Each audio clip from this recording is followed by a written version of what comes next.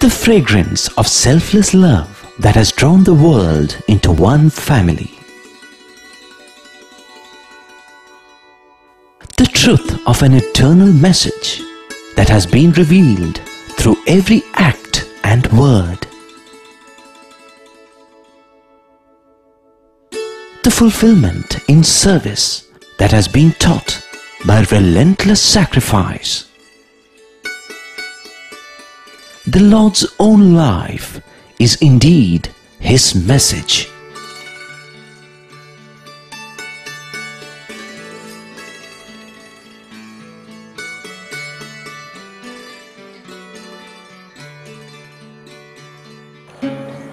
Sai Ram, and welcome to the latest episode in our ongoing series entitled The Message of the Lord.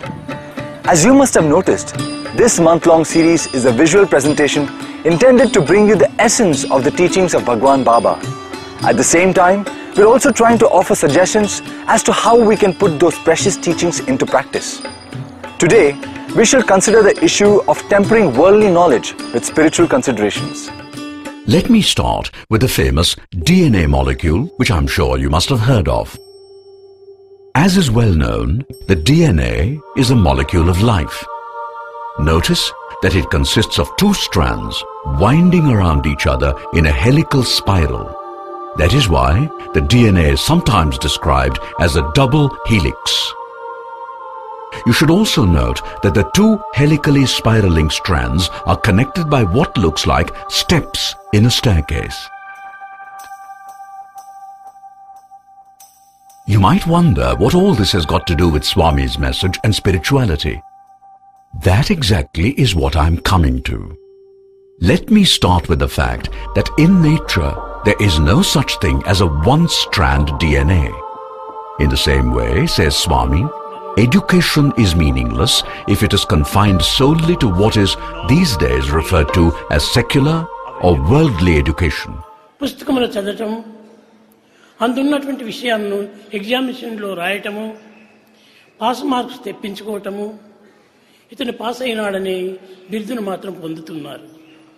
They just limit themselves to merely going through the text, appear for the examinations, secure a pass and claim that degree thereafter. నిత్య సత్యమైనటువంటి విషయములను విద్య అంటే ఏమిటి అనేటువంటిది ఎవ్వరికీ తెలియటం లేదు.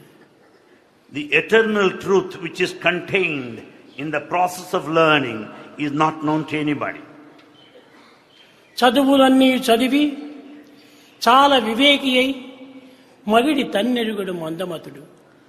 A foolish man, though an intellectual with all the acquisition of the knowledge, does not know his true self. ఎంత చదువు చదివి ఏ నీతి ఉన్నను హీనుని గుణంబు మానలేడు. One may be occupying exalted position with all high knowledge and education, but he will not give up his mean mentality and attitude.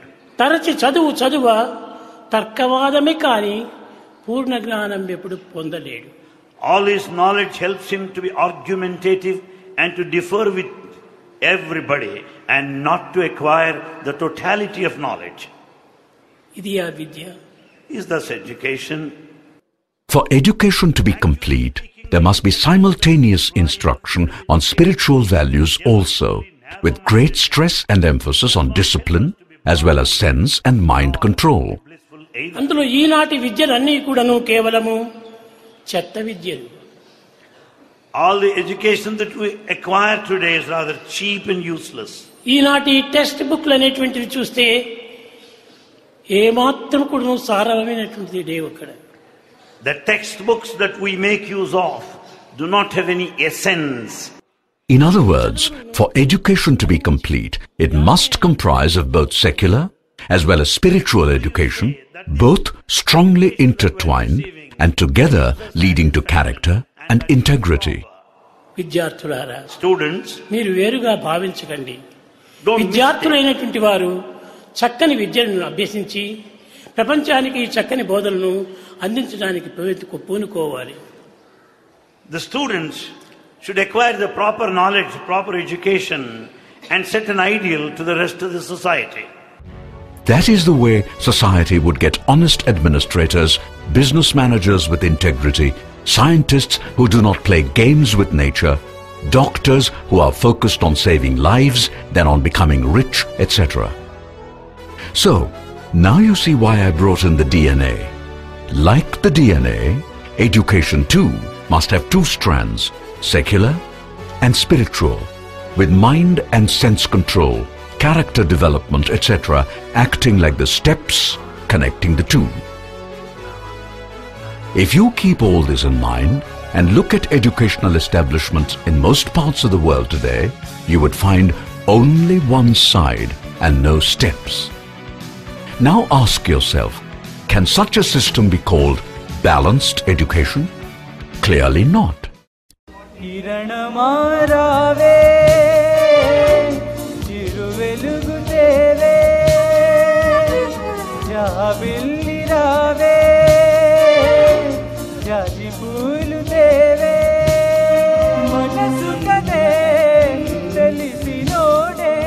Over here in Prashanti Nilayam, every year on the 11th of January, there is a gala festival called the Annual Sports and Cultural Festival, during which the various campuses of Baba's school and colleges participate. Bend the body, mend the mind, and end the senses.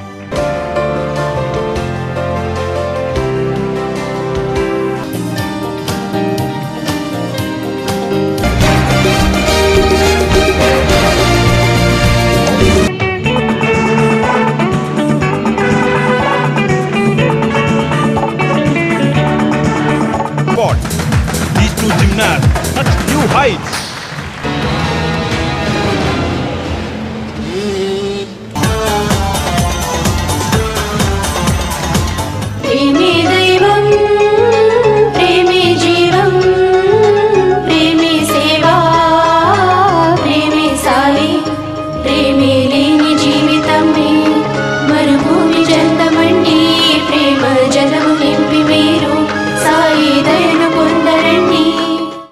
On 14th January, there is a prize distribution ceremony during which Baba gives away the prizes. On that occasion, Swami usually gives a discourse, and many a time Baba has, during his discourse, used a special string of 4 words. They are knowledge, skill, balance, and insight. In this context, Swami often refers to many sports events where not only knowledge, but also skill is very important.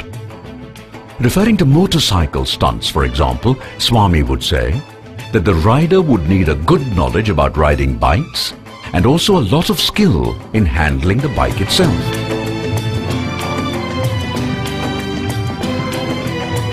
However, without balance, the performer could be in trouble. So it is in life, Baba would then add. What Baba means is that mere worldly knowledge and all kinds of professional skills associated with such knowledge are by themselves not enough in life. All these must be supplemented by spiritual balance. If that balance is lacking, then the time and money spent on acquiring education would be a complete waste. It is amazing to what extent this important point is being neglected, although it is pretty obvious that such neglect has serious consequences. Once upon a time, crime meant things like theft, assault, murder, and so on.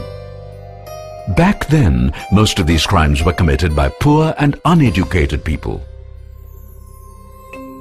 Such things happen even today. However, this type of crime is relatively small compared to those committed by intelligent and highly educated people. The fatal flaw at Enron was pride, arrogance, intolerance. What money you guys stole from those poor grandmothers?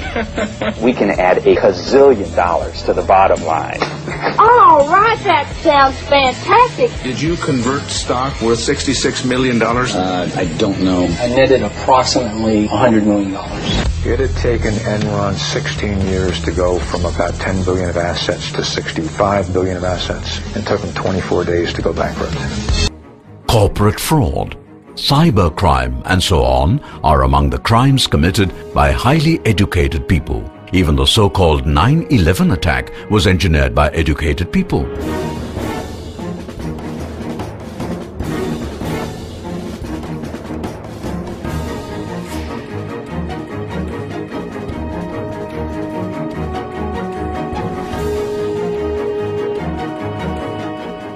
That is why a leading educationist in the West once said that his university produces only clever devils. In other words, producing brilliant scientists and engineers, or even doctors who are very knowledgeable and highly skilled, is simply not enough. Society needs much more. Recall a point we made a few episodes earlier. What Professor Weisskopf is telling us, and he ought to know, is that all worldly knowledge and professional skills need to be polished with spiritual balance. Then alone would one obtain insight into the meaning and purpose of life. As someone nicely put it, the purpose of life must be to lead a life of purpose. Compassion is the best way of making life have meaning and purpose.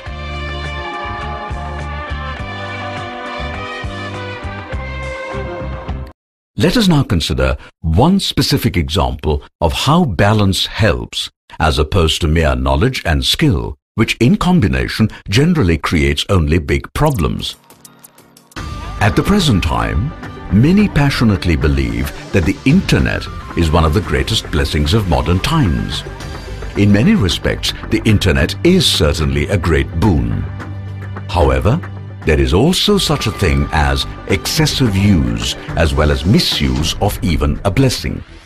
And the case of South Korea illustrates how sometimes too much of a good thing can be a curse. South Korea is one of the world's most wired countries. Nearly every home has high-speed broadband internet, and on nearly every street corner, a 24-hour cyber cafe. But all that has come at a cost. More and more teenagers and even young adults are addicted to online gaming. They are so obsessed, they forget about basic social relations and responsibilities. And one recent case sent shockwaves across Korean society. A jobless couple had continuously played 12-hour overnight sessions in an internet cafe, neglecting their 3-month-old baby. The husband, Kim Jae-byum, is 41 years old. His wife is 25. Last September, when they returned home from gaming overnight, they found their baby dead, shriveled from malnutrition. Born premature, she was fed milk twice a day, 3 times if her father woke up during the day. Police pictures show mold growing in her milk. In March, they were sentenced to 2 years in prison, but the judge suspended the mother Kim Yoon-jong's jail term as she's pregnant again. In fact, internet addiction is now officially recognized in South Korea as a mental malady. Why has such a situation come about, and how did it happen? There are many reasons. To start with, driven by the intense desire to be counted as an advanced country, young people in South Korea are being forced to become extremely competitive. This is the new global frenzy, and children in many countries, India included, are constantly told if you cannot compete fiercely, you would perish. Most children find this pressure too much and seek escape channels. Apparently, young people in South Korea find that online video games offer a very good solution. Thanks to street corner internet cafes, children and students in South Korea spend hours and hours every day playing these games to forget themselves. In the process, they also ruin their physical health, besides becoming psychological wrecks. Deeply concerned, doctors and government health authorities have now come up with internet addiction centers to wean children and students out of their addiction. Counselors say when at home, these teenagers typically use the internet for 12 to 18 hours a day. The camp helps them build emotional bonds with the real world in order to distance themselves from the virtual one. It is nice to have rehab centers like they have for drug addicts and alcoholics. However, if one is serious about the problem, then one has to go deeper and ask how the problem arose in the first place. That exactly is where spiritual balance comes into the picture. How exactly is such a worldly thing called the internet connected with spirituality? That is the question we shall examine next. Not many may be aware that the web was an invention of scientists in the world's leading scientific laboratory called CERN, that straddles two countries, France and Switzerland. CERN scientists, who are often located in many places, wanted to be in constant touch with each other, exchange huge volumes of data, etc., and thus was born the concept of computer network. In other words, scientists figured out a way of not only interlinking computers in different places, rather like telephones are, but also exchanging information, data, pictures, offering links to common databases, etc. That, in brief, was how the web concept came into existence. Soon it went from the lab to educational establishments, and in no time at all, it was in the marketplace, allowing people to do all sorts of things across the world. And that was how the World Wide Web became a global necessity. In no time at all, the floodgates were literally opened, and everything from online shopping to online betting became possible. With all this came all sorts of undesirable things also, including, of course, undesirable video online games, which promptly got many young people totally hooked. Social networking, which everyone thinks is a great blessing, has also led to young people not only wasting a lot of time, but unnecessarily telling everyone all sorts of things about them not exactly required, we would say. That's what happens when knowledge and skill begin to dominate unchecked. You may ask, okay, but what kind of balance is needed to set matters right? Well, let us go back to Swami's teachings. In particular, what he has to say about the purpose of life. Remember that? Swami says that life is given to us so that we make it a journey back to God. In short, from God we come, and to God we must return. Now, Swami is not asking us all to become recluses. Not at all. In fact, he wants us to be fully immersed in life, but with a God focus. Now, if one were to spend 10 to 12 hours a day at a computer doing not work or study, but just wasting time, is it good for the body? What about the time spent? Is that not a waste? Does not Swami say, do not waste time, for time waste is life waste? What about energy? Does not Swami also say, energy is God, do not waste energy? Does not internet use consume energy? So, balance means being in the world, but retaining at the same time our sense of purpose.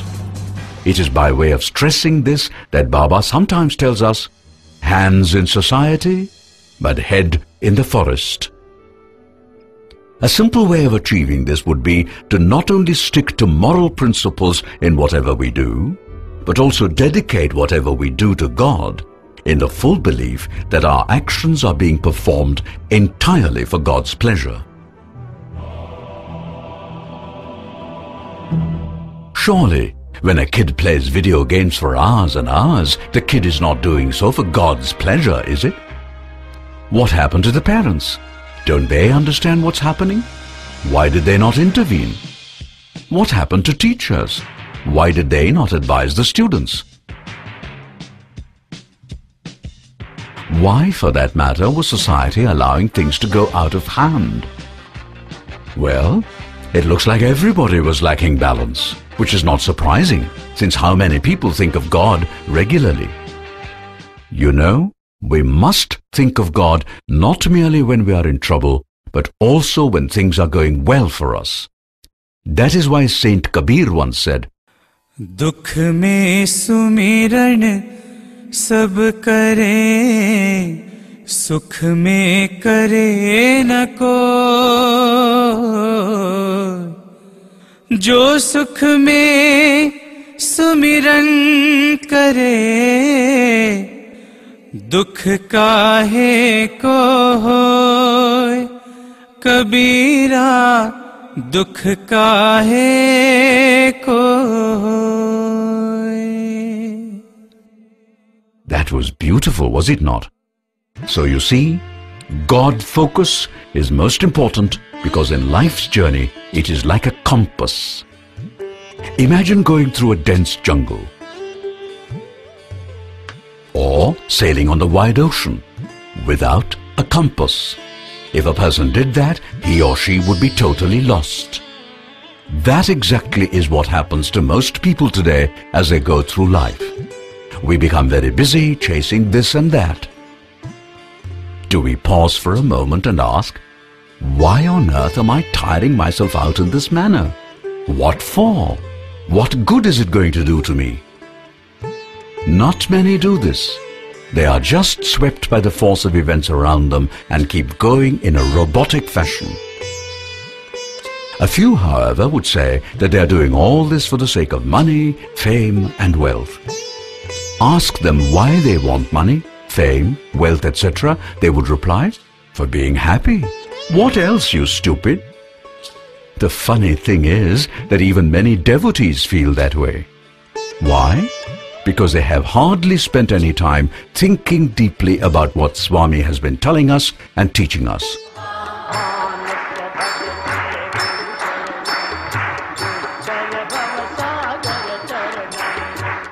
Remember the very first message Swami gave to humanity way back in October 1940?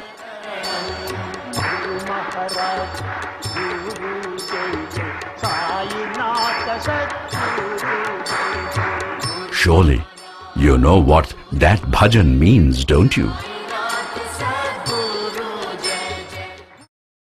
Reflecting on that for a moment every day, and tuning one's life to that message Swami gave us so long ago would be one good way of introducing balance, meaning, and purpose into our lives. Continuing on that theme, how many times have we heard Swami sing this particular bhajan? Bhaja Govindam, Bhaja Govindam, Bhaja Govindam, Bhaja Govindam, Govindam Bhaja Mudhamate, Samprapte Sannihite Kale, Samprapte Sannihite Kale, Nahi Nahi Rachati Dukrum Karane. We all know what that means, don't we? What is the use of all the wealth in the world when death is knocking on the door? And finally, what about this bhajan? Bhajana bina sukha shanti nahi. Sai bhajana bina sukha shanti nahi. Hari bhajana bina sukha shanti nahi. Sai bhajana bina sukha shanti nahi. Hari nama bina ananda nahi. Sai nama bina